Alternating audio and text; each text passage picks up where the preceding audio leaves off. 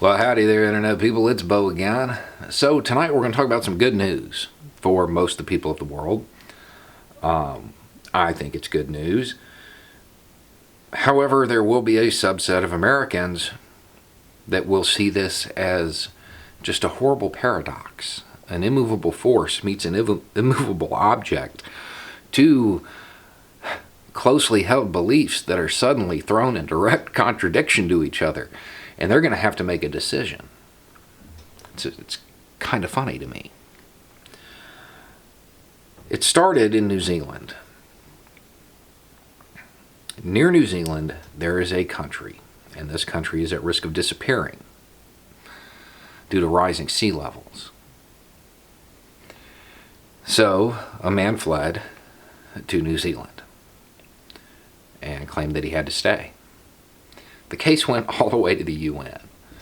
And what the UN decided was that they could return him, but only because it's 10 to 15 years away before his country disappears. He's not in immediate danger.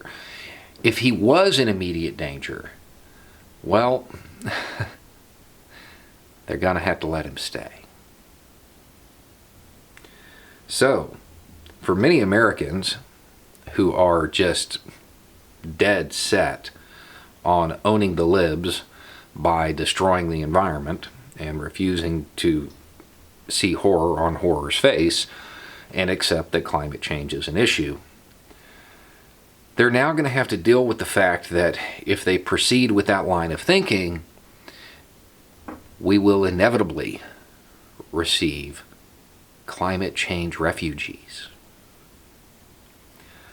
So, the question then becomes, do they enjoy owning the libs more than they hate brown people? Or is it the other way around? Because they're going to have to make that choice. They can either accept horror on horror's face and realize that we have to do something. We have to make major changes. We have to address our infrastructure. We have to address consumption. We have to do a whole lot of things. Or they have to get real used to pressing one for English.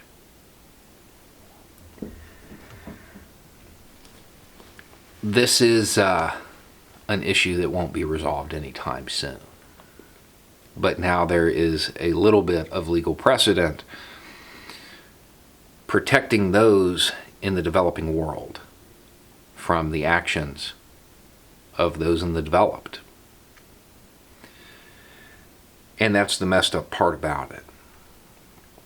The reality is those who are going to be most heavily impacted by climate change are in locations that don't have a big footprint, that aren't really responsible for what's going on, but they're going to suffer for it.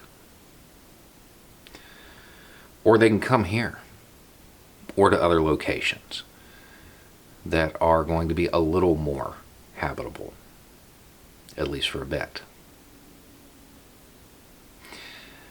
What was seen as something that is just really far off is already making its way through the court system. We might want to think about dropping the bumper sticker mentality and working on some solutions. Anyway, it's just a thought. Y'all have a good night.